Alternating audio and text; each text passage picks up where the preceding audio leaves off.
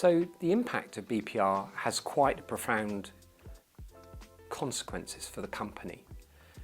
Many people will note that the BPR is actually paid by individuals, but they need the cash to be able to fund that.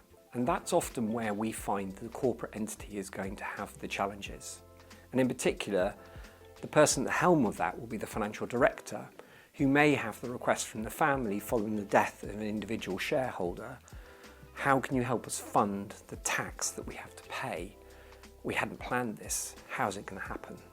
So I recently met with a client that came to me and said, my business is worth a lot of money. And the FD was asking, how do I finance this? What do I do? How do I mitigate it?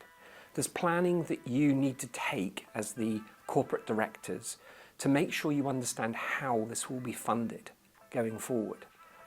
But you have to have a clear view of what the value of that liability is and how and when it might arise. If you're a single shareholder, one individual, it's the whole thing. But it might be the wider basis, and we'll talk later about valuations and how that happens. But for this, it's think about what options you have as the executives, where the family might ask you for money to help fund that IHT, and can you afford it? Do you have the bank facility? Do you have an insurance policy to cover that? Could be quite expensive. How much cash can you retain in the business to self-insure? There are a number of options here, and it's a strategy that you're now going to have to give some thought to, which you haven't done before. Plan in advance and keep that going.